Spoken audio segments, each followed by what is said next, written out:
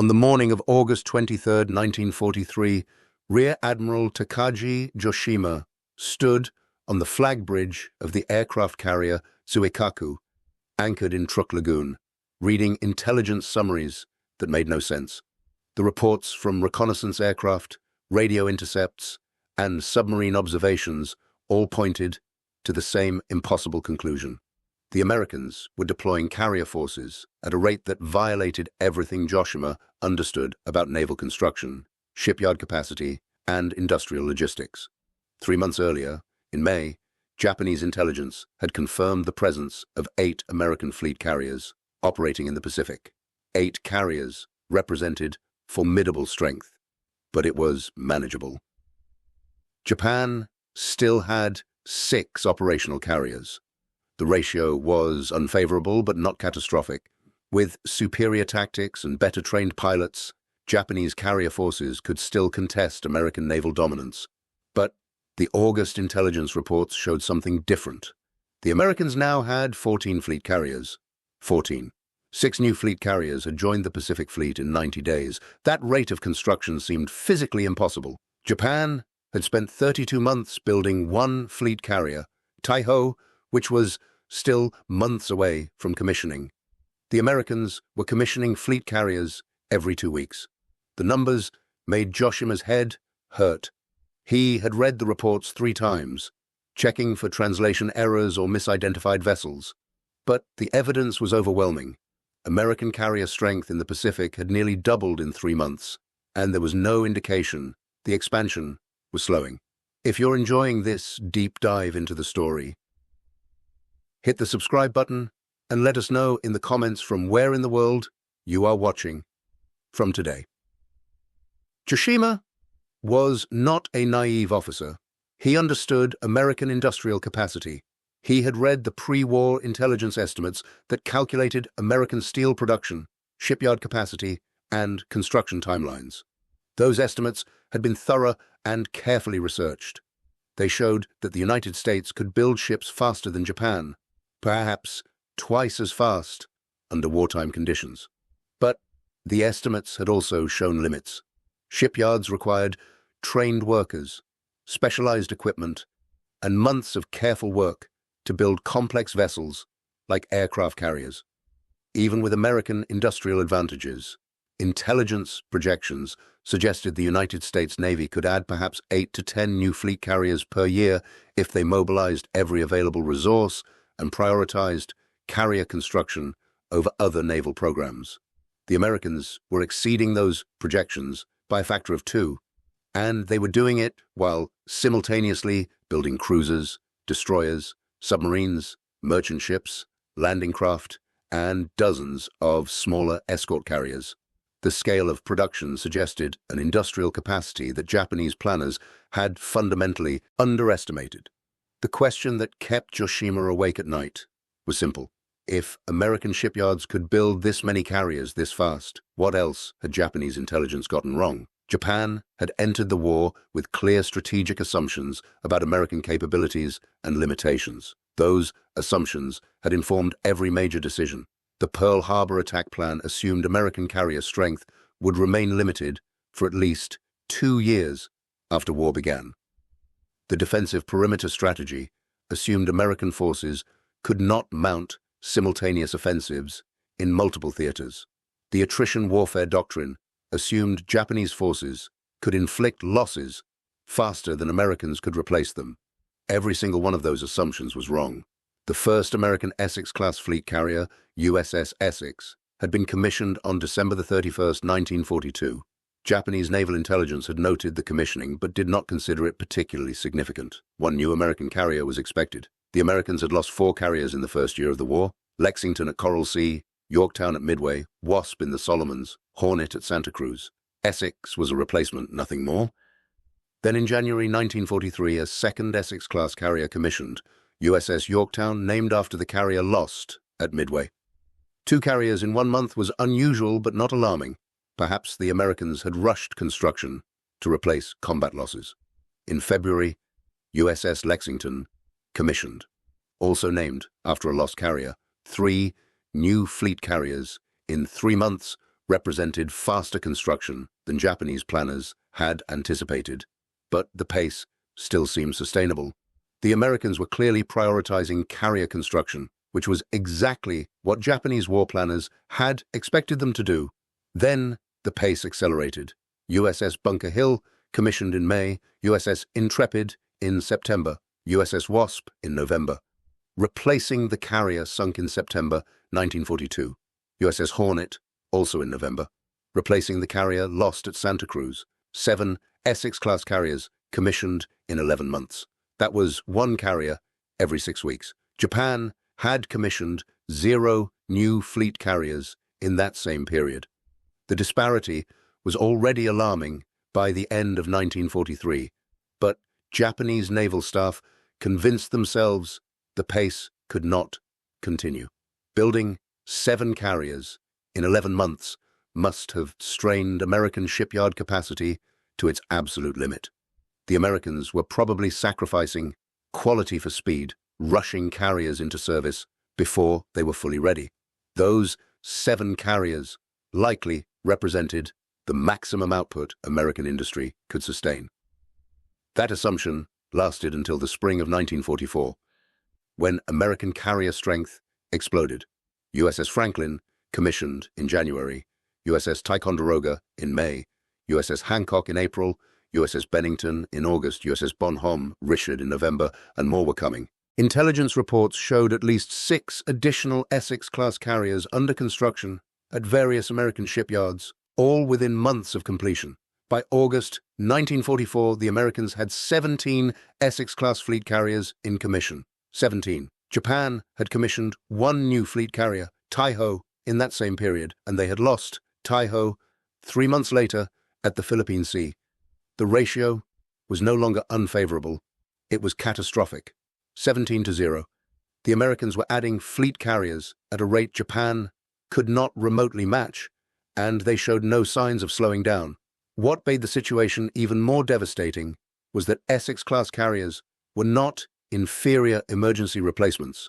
They were larger than Japanese fleet carriers, carried more aircraft, had better radar, better anti-aircraft defenses, and better damage control systems.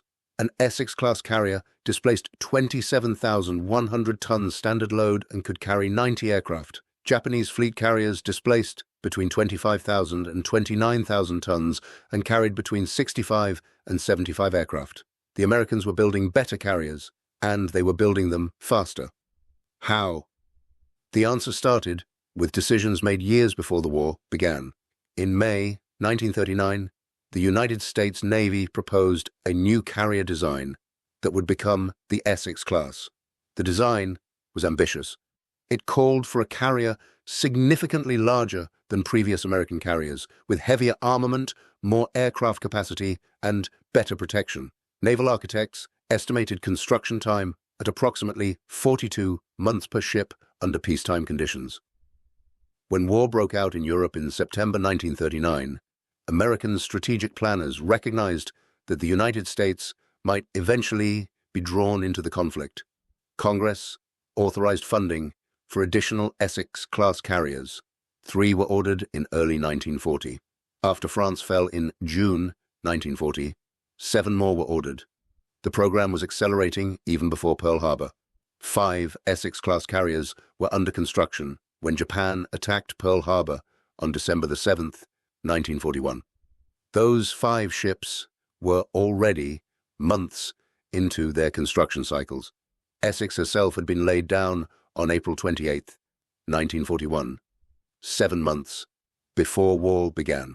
Her keel laying to commissioning time would be 20 months, significantly faster than the 42 months originally estimated. But 20 months per carrier was still too slow. At that rate, American shipyards could commission approximately 3 carriers per year. That would replace combat losses, but would not provide the overwhelming numerical superiority needed to decisively defeat Japan. The United States Navy needed to build carriers faster, much faster, and they needed to build many more of them. After Pearl Harbor, Congress appropriated funding for 19 additional Essex-class carriers. That brought the total program to 32 ships, 32 fleet carriers. If all 32 could be completed, the United States would have more fleet carrier tonnage than every other navy in the world combined. But building 32 carriers required solving problems that had never been solved before. Traditional shipbuilding methods would not work at the required scale and speed. American shipyards needed to completely rethink how carriers were constructed. The revolution came from an unlikely source. Henry Kaiser, a construction engineer who had never built a ship before the war, had pioneered revolutionary techniques for building cargo ships using prefabrication and modular construction.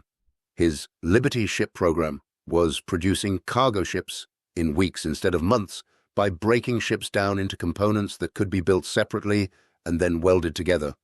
Newport News Shipbuilding in Virginia, the yard that would build most Essex-class carriers, studied Kaiser's methods and adapted them to carrier construction. Traditional carrier construction built ships from the bottom up. The keel was laid, then frames were erected, then hull plates were riveted on, then deck structures were built, then machinery was installed, then the superstructure was added. Each step waited for the previous step to be completed. The process took years. Newport News developed a different approach.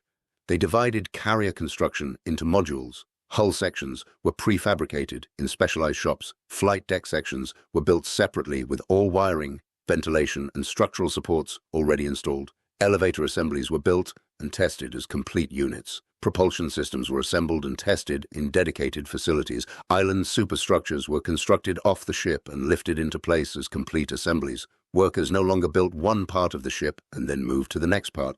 Instead, dozens of separate crews built different components simultaneously in different locations. When components were ready, cranes lifted them into position on the shipway, and welders joined them together. The approach was risky. Prefabricated components had to fit together perfectly. Any errors in one module would cascade through the entire construction process. But the potential time savings were enormous. USS Essex, the lead ship, took 20 months from keel laying to commissioning.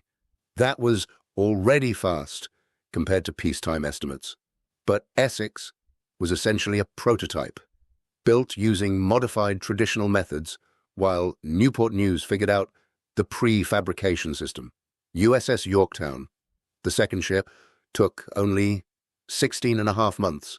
USS Lexington took 18 months. USS Bunker Hill took 19 months.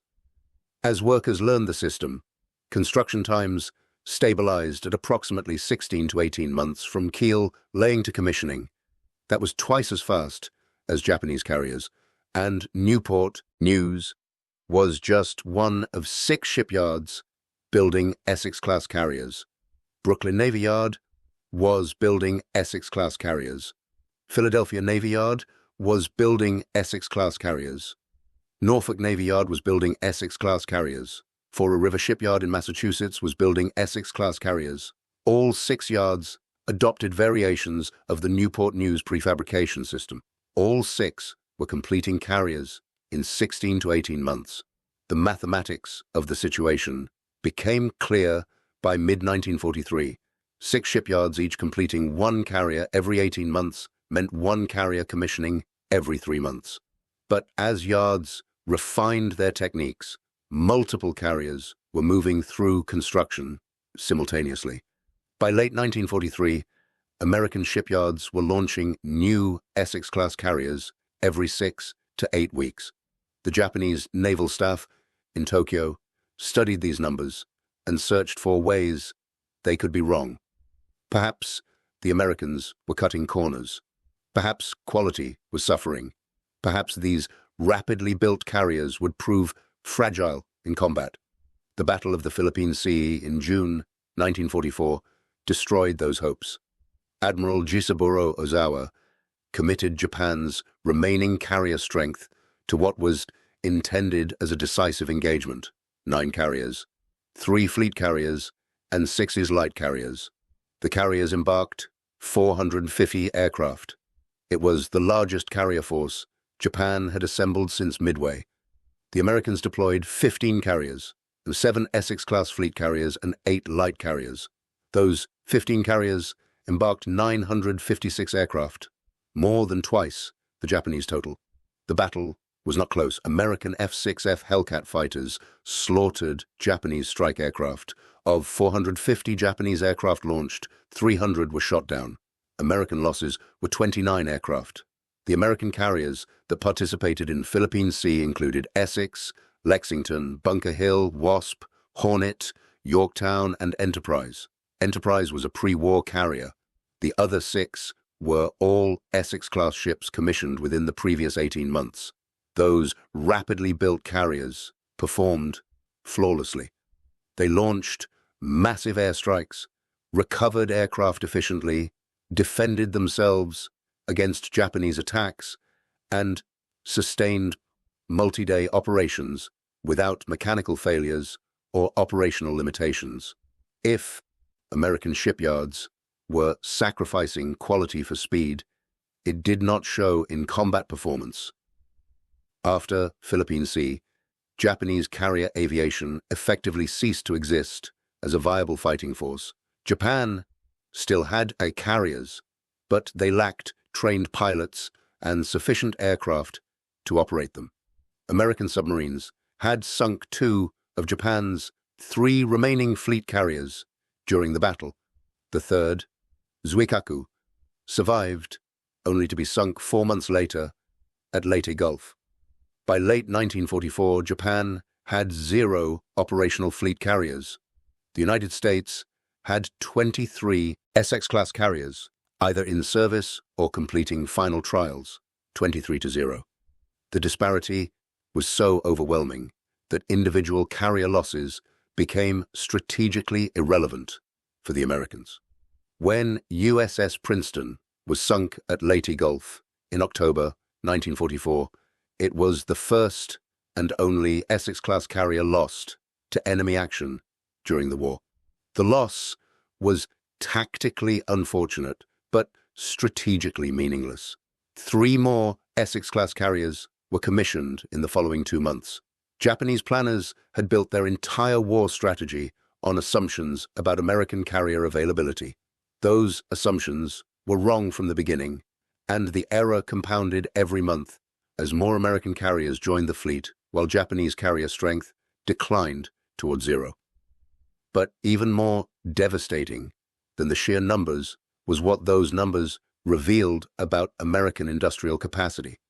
If American shipyards could build fleet carriers this fast, they could build anything this fast. Battleships, cruisers, destroyers, submarines, merchant ships, landing craft, all were being produced at rates that dwarfed Japanese capabilities. The carrier construction numbers were not an anomaly.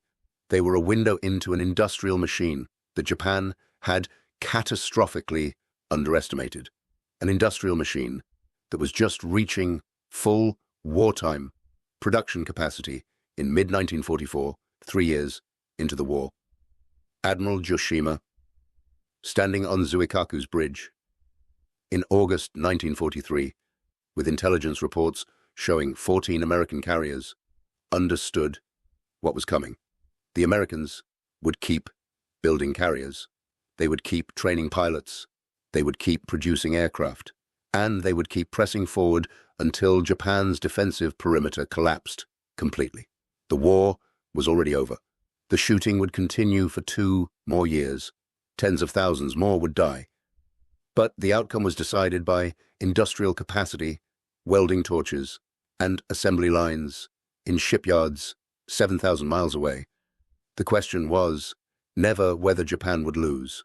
The question was always how long it would take the Americans to complete construction of a carrier fleet so large that Japanese resistance became physically impossible.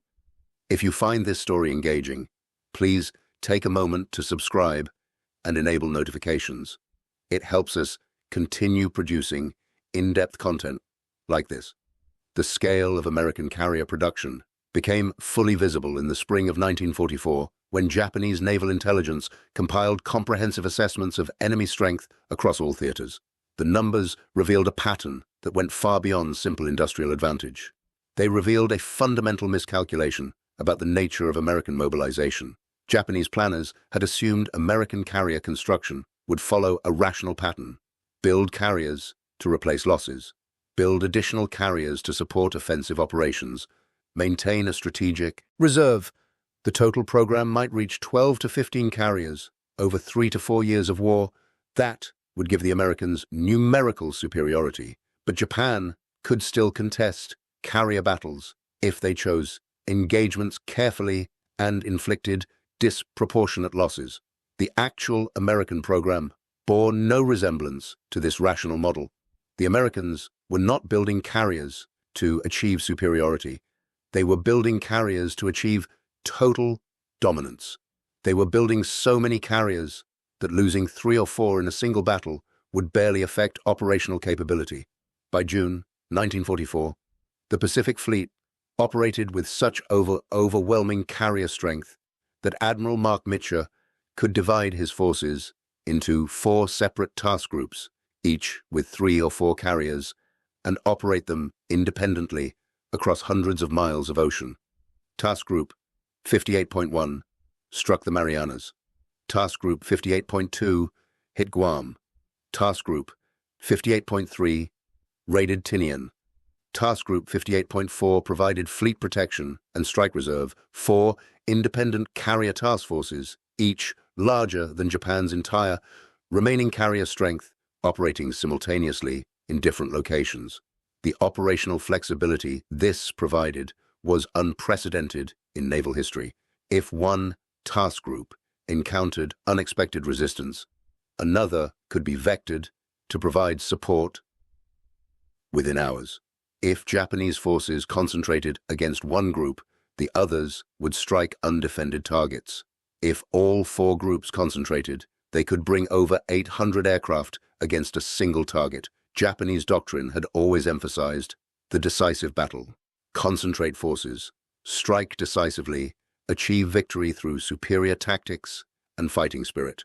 That doctrine assumed both sides would bring comparable forces to the battle. What happened when one side could bring 4 times as many carriers as the other side possessed in total? The Battle of the Philippine Sea answered that question definitively.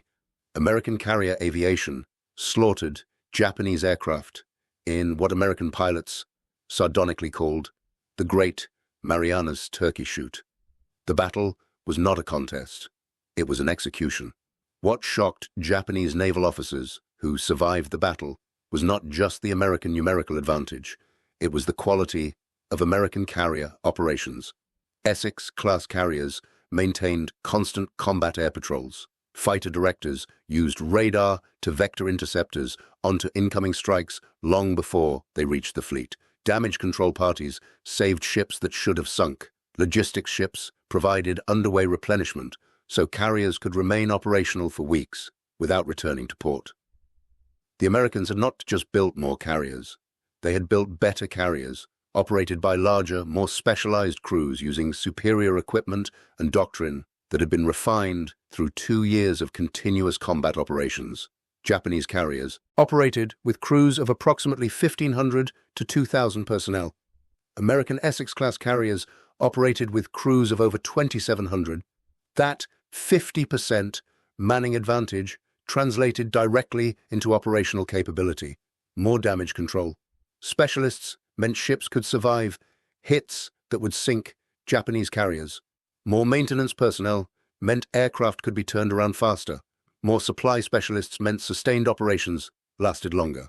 Every aspect of American carrier operations reflected overwhelming resource advantages. Japanese carriers rationed fuel, ammunition, and spare parts because supply lines were being cut by American submarines. American carriers operated without supply constraints because the United States controlled the Pacific Sea lanes and possessed the merchant shipping capacity to move supplies anywhere they were needed. The carrier construction numbers were stark, but they understated the true disparity. American shipyards were simultaneously building 9 Independence-class light carriers converted from cruiser hulls. These light carriers displaced 11,000 tons, carried 30 aircraft, and were commissioned between January and December 1943. All 9 joined the Pacific Fleet within 12 months. American shipyards were also building escort carriers, small carriers built on merchant ship hulls designed for convoy protection and amphibious support. Henry Kaiser's Vancouver, Washington shipyard built 50 Casablanca-class escort carriers in 14 months. 50 carriers in 14 months. One carrier every 8 days. Escort carriers were not fleet carriers. They were slower, carried fewer aircraft, lacked armor protection. But they were carriers. They could launch strikes, provide air cover, transport aircraft, support landings. And there were so many of them that by mid-1944, American amphibious task forces routinely operated with 5 or 6 escort carriers, providing dedicated air support. Japan had planned to build 14 Unryu-class fleet carriers to restore carrier strength after the losses at Midway and in the Solomons campaign. The Unryu class was designed for mass production using simplified construction techniques and standardized components. Japanese naval architects believed they could build Unryu-class carriers significantly faster than previous fleet carriers. 3 were completed: Unryu, Amagi, and Katsuragi.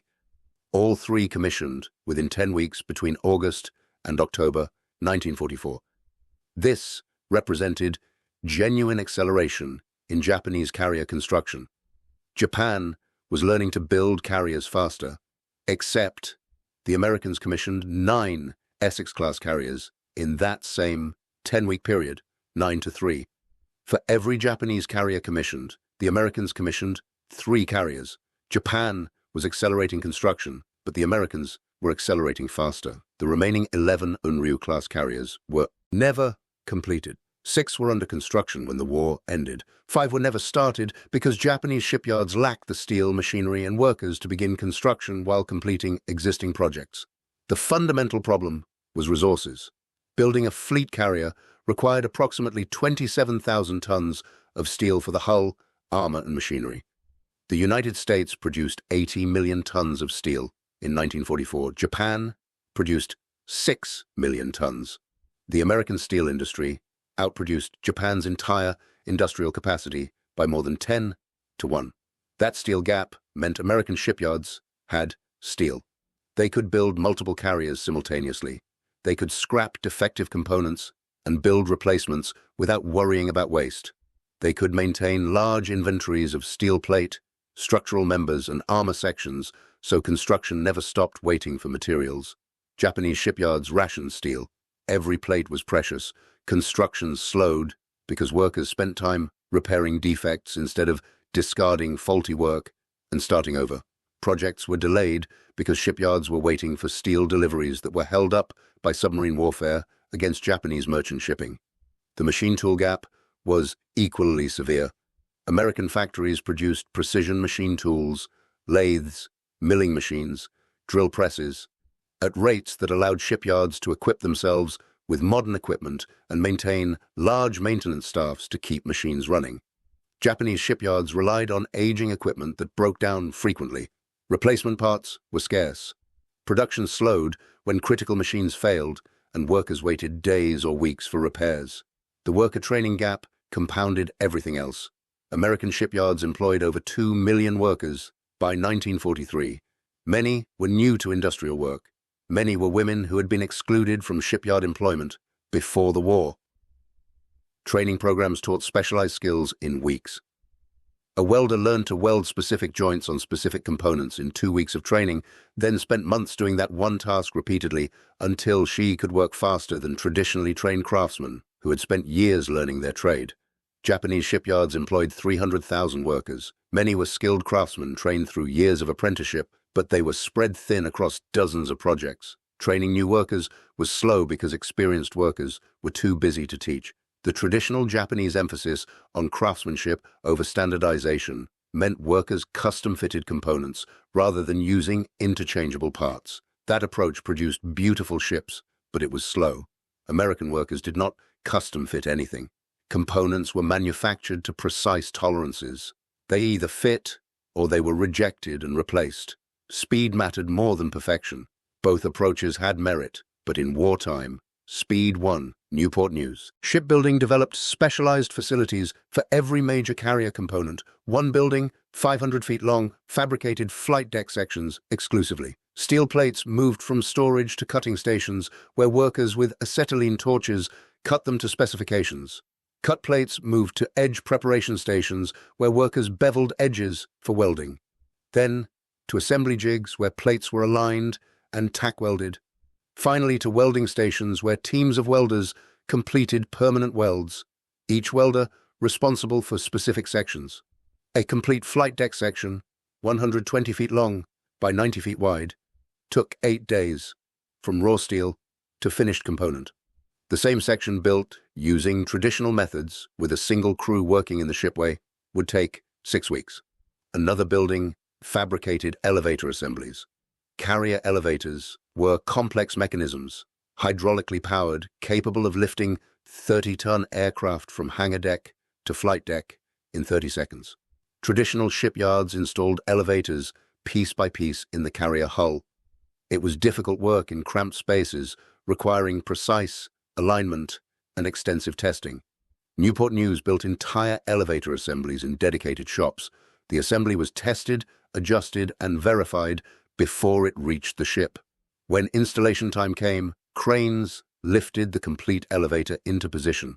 Connection to hydraulic systems took days instead of weeks. Propulsion systems received similar treatment. Each Essex-class carrier needed 4 sets of turbines, 8 boilers, reduction gears, propeller shafts, and thousands of feet of steam piping.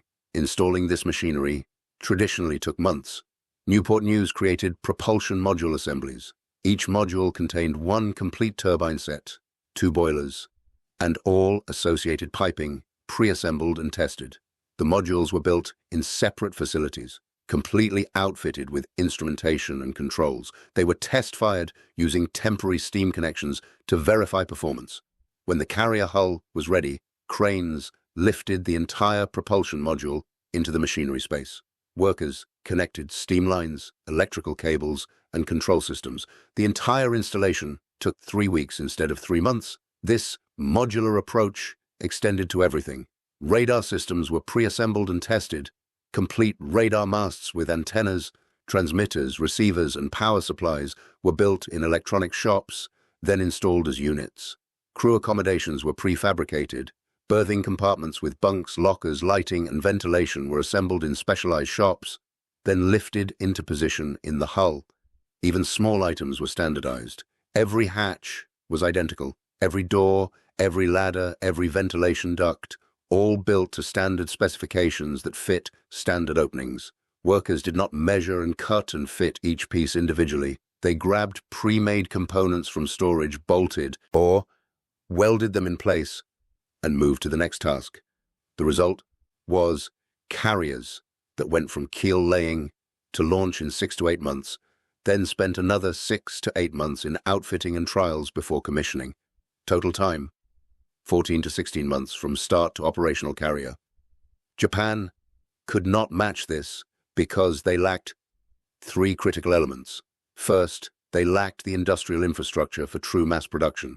Prefabrication required factories that could produce thousands of identical components with precision tolerances. American industry had that infrastructure from decades of automobile manufacturing, appliance manufacturing, and consumer goods production. Japanese industry had limited experience with mass production. Most manufacturing was small-scale, custom work-oriented. Precision parts came from specialized machine shops, not assembly lines. Attempting to replicate American prefabrication methods would have required building entirely new factories, training entirely new workforces, and developing entirely new supply chains. Japan did not have the time, resources, or expertise for that transformation. Second, they lacked raw material capacity. Prefabrication was wasteful. You cut more steel than you needed. You made parts that did not fit and had to be scrapped. You overstocked components to ensure you never ran short. When Kaiser's Richmond yards built a Liberty ship, they ordered 15% more steel than the ship required. The extra steel covered waste, mistakes, rejected parts, and inventory buffers. That approach worked when steel was abundant. It failed when steel was scarce. Japan could not afford 15% waste. Every ton of steel plate was precious. Waste had to be minimized.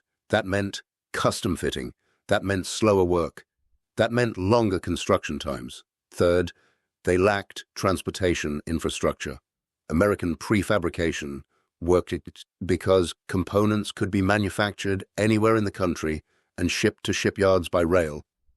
A bulkhead section built in Pennsylvania could be on a flatbed rail car to Newport News within 24 hours. 2 days later, it was being welded into a carrier hull. Japan's rail network was limited. Most heavy components moved by coastal shipping. That shipping was under constant attack by American submarines. A turbine built in Kobe might take 2 weeks to reach Yokosuka by ship. If the transport was sunk, which happened regularly, the turbine was lost and a replacement had to be built. Supply chain vulnerabilities crippled Japanese naval construction more severely than any other single factor. American shipyards received steel, aluminum, copper, rubber, electronics, everything they needed by rail and truck from factories across the continent. If one supplier had problems, there were alternatives. Japanese shipyards depended on shipping. Steel came from mills in Korea and Manchuria. Copper came from mines in the Philippines. Rubber came from the Dutch East Indies. All transported by merchant ships that were being sunk by American submarines at increasing rates. By 1944, Japan was losing merchant shipping faster than shipyards could replace it. Critical materials were not arriving. Construction programs were delayed because shipyards were waiting for steel plate, turbine blades, electrical cable. Taiho had been designed with 8 boilers and 4 turbines producing 160,000 shaft horsepower. 2 of the Unryu carriers, Katsuragi and Eiso, were built with destroyer engines because turbine manufacturers could not produce fleet carrier power plants fast enough. Those carriers could only make 25 knots instead of 34 knots. Slower carriers meant less tactical flexibility, less ability to evade attacks, less ability to close with enemy forces or retreat from danger. The Americans faced no such compromises. Every Essex-class carrier had identical propulsion systems, 150,000 shaft horsepower, 33 knots, no exceptions. The Americans also had solved the pilot training crisis that crippled Japanese carrier operations. Before the war, Japan had the best naval aviators in the world. Pilots trained for 2 years before their first carrier landing. They practiced navigation, gunnery, formation flying, night operations, carrier approaches. By 1943, Japan did not have 2 years. They did not have 1 year. American submarine warfare was destroying Japanese merchant shipping. That meant less fuel for training flights. Pilot training programs were shortened from 24 months to 12 months, then to 6 months. Pilots were graduating to fleet squadrons with 100 flight hours instead of 500. They could fly and shoot, but they lacked the experience to survive combat against veteran American pilots. At Philippine Sea, the average American fighter pilot had 200 hours of combat flight time. Many had 300 hours or more. They had fought at Tarawa, Truk, Hollandia, and dozens of smaller engagements. The average Japanese pilot had 20 hours of combat flight time. Some had none. They were flying their first carrier operation against the largest, most experienced naval aviation force ever assembled. The result was predictable.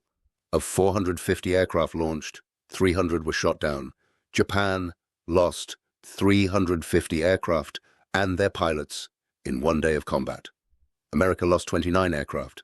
That exchange ratio, 12-1 in America's favor, reflected the cumulative advantages of superior aircraft, superior pilots, superior doctrine, and superior radar direction. It also reflected the consequences of Japan's failed carrier construction program. If Japan had been able to build carriers as fast as America, they could have deployed 20 or 30 carriers to Philippine Sea instead of 9. Even with inferior pilots and inferior aircraft, 30 carriers would have deployed over 1,000 aircraft. Sheer numbers might have overwhelmed American defenses, but Japan had 9 carriers, and by the end of the battle, 3 of them were gone. Taiho survived for just 3 months after commissioning. She was hit by a single torpedo from the American submarine Kavala on June 19th. The damage should have been manageable, but a damage control error spread gasoline fumes throughout the ship. 6 hours after the torpedo hit, a spark ignited the vapor. The explosion tore the ship apart.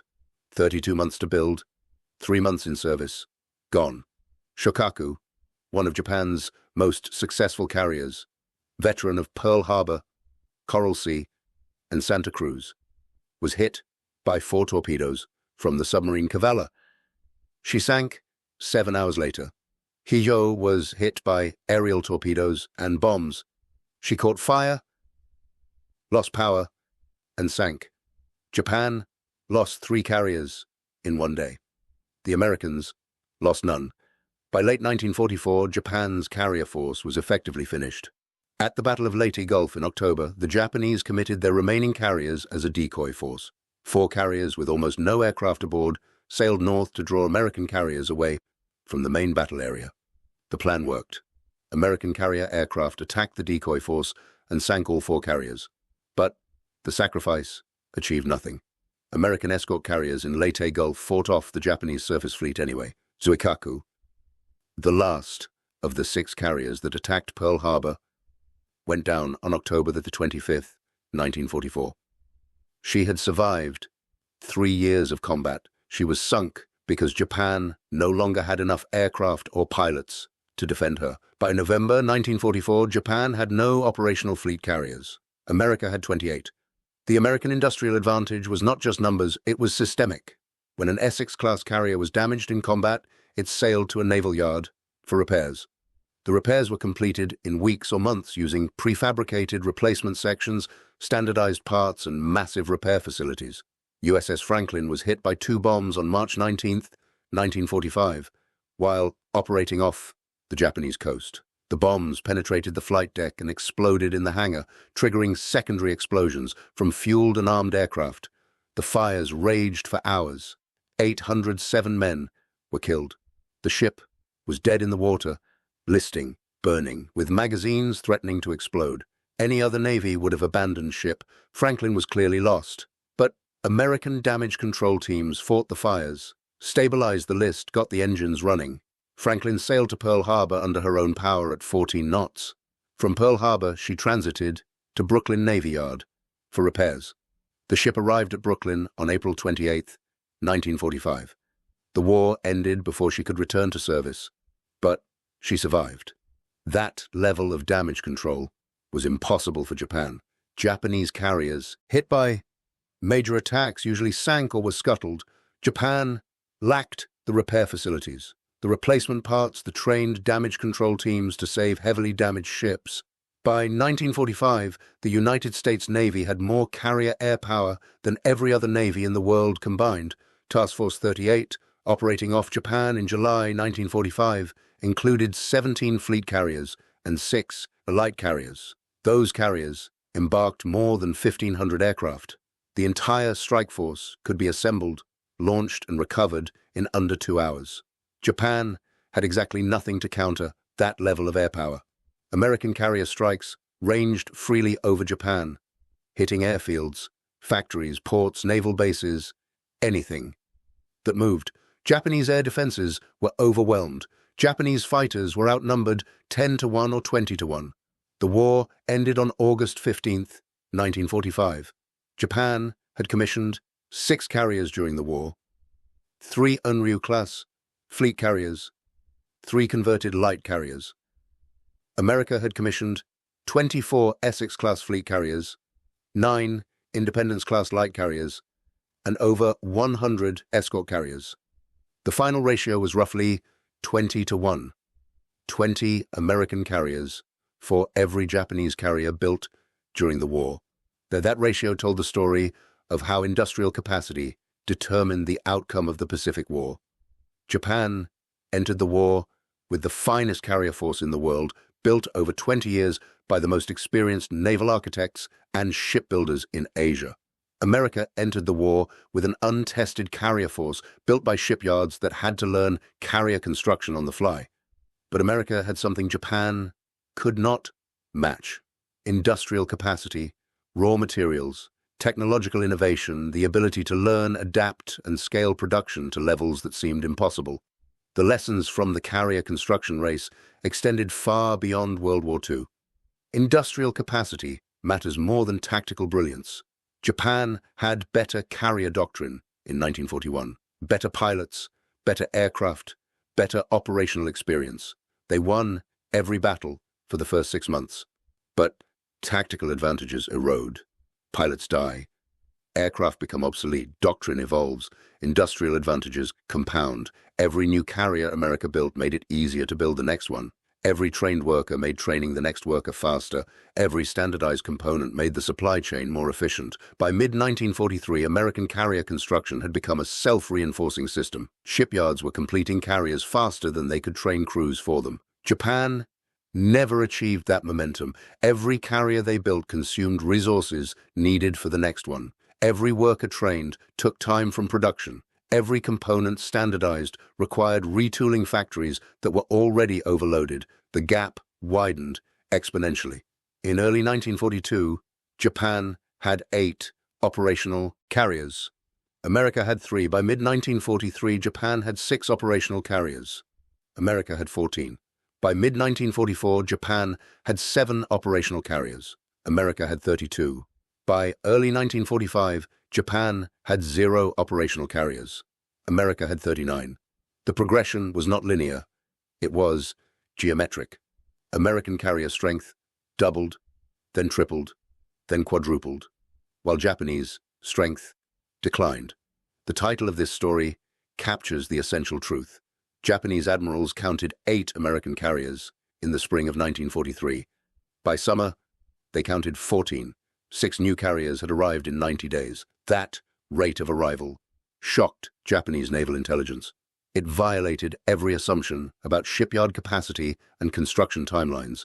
It suggested an industrial capability that Japan had catastrophically underestimated.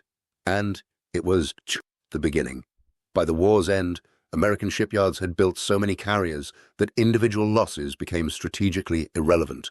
The entire Japanese Navy, at its peak strength, could not have sunk enough American carriers to affect the outcome.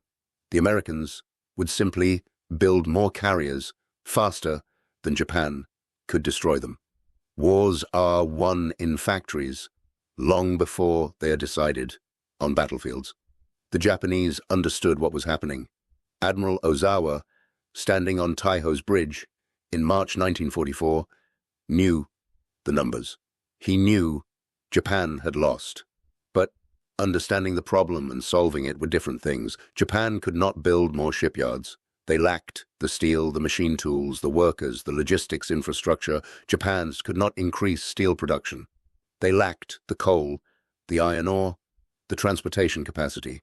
Every aspect of Japanese industrial capacity was constrained by resources that were running out. Every aspect of American industrial capacity was expanding.